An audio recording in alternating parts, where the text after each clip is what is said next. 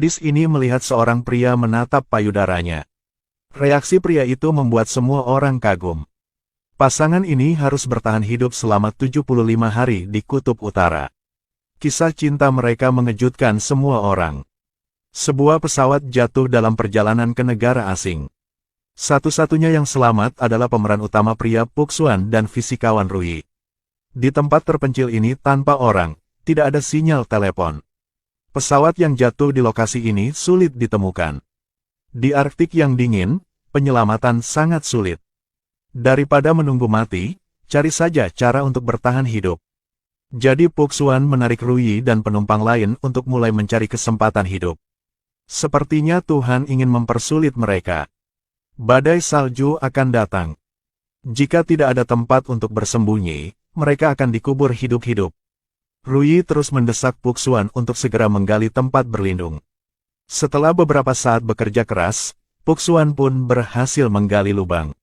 Setelah beberapa hari, mereka menemukan sebuah rumah kosong. Setelah menguburkan jenazah penumpang lain, kini mereka perlu memikirkan cara untuk mengobati luka di kaki Rui. Dia mengalami patah tulang yang sangat parah. Jika tidak dirawat tepat waktu, kakinya akan menjadi gangren. Rui ingin meminta Puk Xuan melakukan operasi untuknya. Puk Xuan bukan seorang dokter, bagaimana dia tahu operasi? Namun jika operasi tidak dilakukan, nyawa Rui akan terancam. Berpikir demikian, Puk Xuan tidak punya pilihan lain sehingga dia harus melakukan operasi untuknya.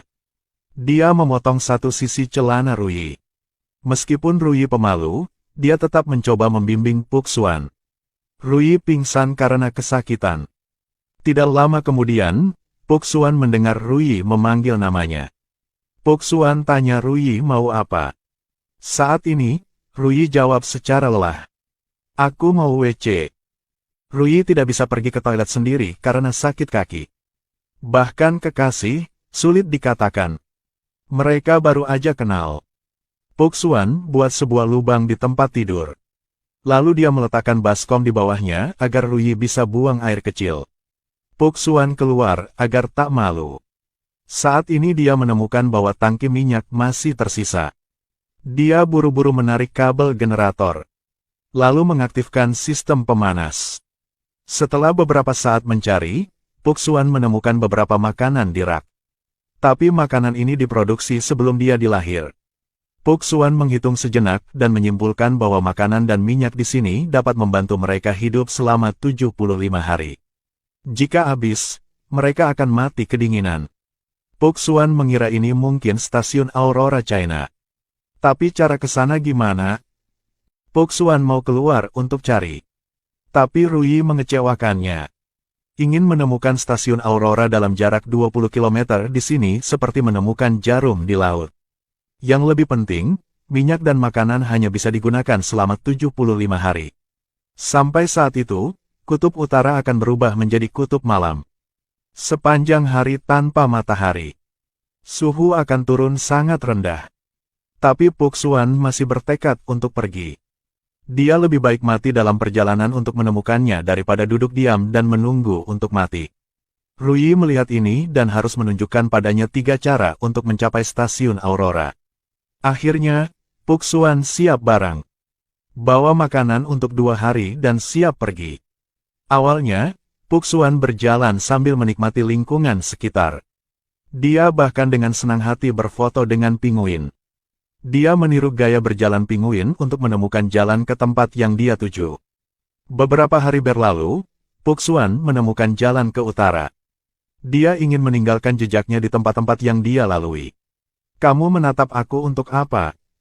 Aku akan memberikanmu semua. Puk Xuan senang dan segera tiba-tiba terjadi longsoran salju.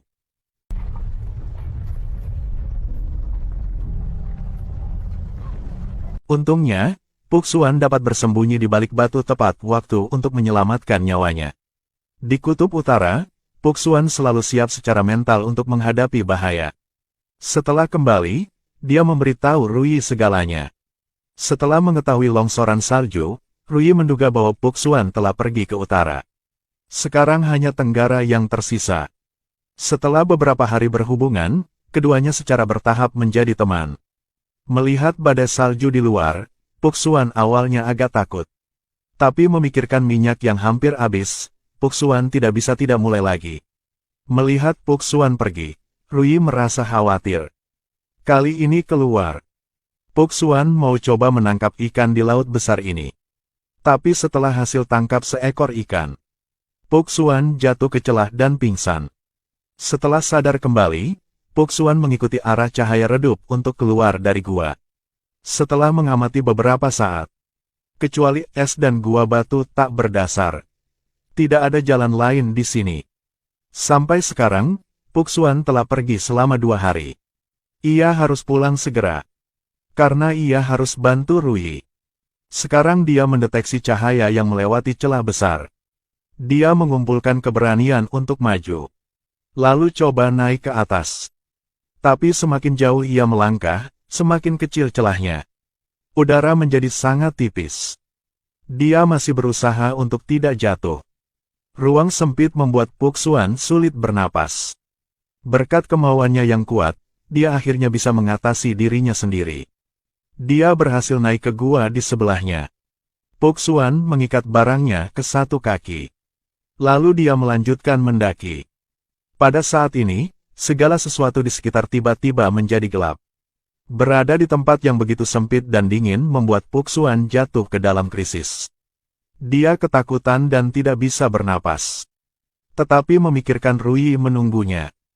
Puxuan tidak bisa menyerah begitu saja. Dia menggunakan api untuk menghilangkan rasa takut yang mengelilinginya. Manfaatkan cahaya ini untuk bergerak maju. Jika dia tidak bisa melihat jalan, Puxuan akan menggunakan obor untuk menggali lubang. Waktu berlalu. Perasaan tidak berdaya dan putus asa membuatnya jatuh. 4 hari telah berlalu, Rui hanya bisa mendoakan Puxuan. Angin kencang membuat rumah terus-menerus mengeluarkan suara. Genset berhenti bekerja. Rui mencoba merangkak di lantai untuk mencari makanan. Ia makan sambil nangis. Udah 4 hari, Puxuan masih belum pulang. Mungkin ia telah mati di luar. Matanya dipenuhi dengan keputusasaan. Rui merangkak keluar untuk menyalakan generator. Tetapi tidak peduli seberapa keras dia mencoba, dia tidak dapat menyalakan generator. Sinar harapan terakhir Rui telah padam. Yang tunggu ia sekarang adalah kematian. Rui putus asa, dia memutuskan untuk menyerah. Saat ini, Puxuan berhasil melarikan diri. Ia segera pulang rumah kayu. Dia menemukan Rui pingsan diri di luar. Untungnya, cederanya tidak bertambah parah.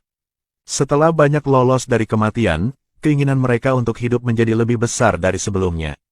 Puxuan memutuskan untuk melanjutkan perjalanannya. Sebelum pergi, ia bilang dengan Rui, "Jika kamu tak bisa tungguku, atau aku gak bisa pulang, aku harap kamu bisa guna jumlah oli itu hingga habis. Dan makan semua makanan itu. Tuhan selalu ingin menguji ketahanan manusia." Harus berjalan di salju dalam waktu lama membuat mata Puxuan sangat perih. Dia mencoba untuk maju menurut ingatannya.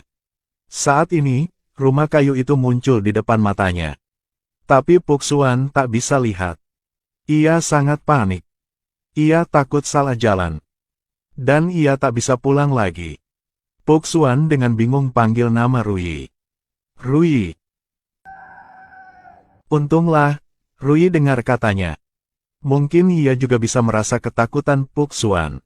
Rui dengan sulit jawab Puxuan. "Puxuan." Dengar suara Rui, Puxuan ada harapan kembali. Ia menurut suara Rui Unutek masuk rumah. Keduanya saling peluk. Di hari-hari berikutnya, Rui dengan hati-hati merawat Puxuan. Tepat di kamar mandi, Rui juga menatapnya dengan gugup.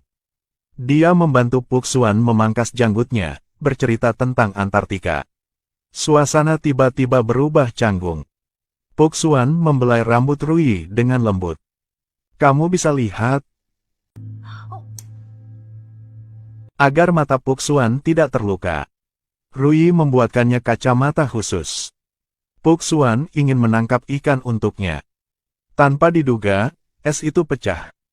Menyebabkan Puxuan jatuh ke dalam air yang dingin. Dia mencari dan masih tidak bisa menemukan jalan keluar. Untungnya, dengan bimbingan sekelompok ikan, dia bisa menyelamatkan nyawanya. Seluruh tubuhnya basah, dia gemetar mencari jalan pulang. Bahkan hawa dingin yang menusuk tulang tidak bisa menghentikannya untuk kembali ke Ruyi. Sesampainya di rumah, seluruh tubuh Puk Xuan membeku. Ruyi menggunakan tubuhnya untuk menghangatkannya. Keesokan harinya ketika dia bangun, Puk Xuan sangat tersentuh melihat Ruyi berbaring di sampingnya. Dia akan mencium Ruyi ketika dia menyadari bahwa pakaiannya terbakar. Ia juga hilang sepatu. Sepatu Ruyi tak cocok dengannya. Jadi Puk Xuan memutuskan untuk mengambil sepatu orang asing. Setelah kembali, keduanya mendengar ketukan di pintu. Puk Xuan buka pintu untuk periksa. Tapi gak ada siapa. Dia pikir dia berhalusinasi, tetapi begitu mereka menutup pintu, mereka mendengar ketukan di pintu. Apakah orang mati kembali untuk mengklaim sepatu? Ruyi saran Puk Xuan kembalikan sepatu. Pintu langsung dibuka. Ketika Puk Xuan hendak melepas sepatunya, seekor pinguin muncul. Selamat pagi. Puk Xuan mau masak pinguin itu. Tetapi atas permintaan Ruyi, mereka memelihara pinguin itu.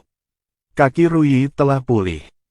Puk Xuan antar Ruyi dan pinguin keluar. Untuk menikmati kebahagiaan ini, Puk Xuan menemukan batu khusus hari ini. Ruyi berkata bahwa meteorit di Kutub Utara sangat berharga.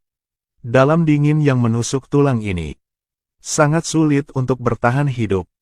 Tapi seorang pedagang seperti Puk Xuan, dia sangat bahagia. Dia mengambil batu itu dan berlari kembali untuk menunjukkan Ruyi batu itu. Tanpa diduga pada saat ini, batu itu meleleh. Puk Xuan meniup batu itu. Ini kotoran, bukan meteor. Saat itu, dia minat mencicipinya. Dia melihat kotoran anjing laut, kotoran pinguin, kotoran sapi. Tapi yang ini pasti kotoran manusia. Kotoran ini telah memberikannya harapan. Stasiun Aurora pasti dekat. Hari ke-75 hampir tiba. Oli telah habis. Makan juga hampir habis. Puk Xuan putus berangkat lagi. Tidak menyangka Ruyi akan mimisan saat ini. Ini adalah infeksi darah.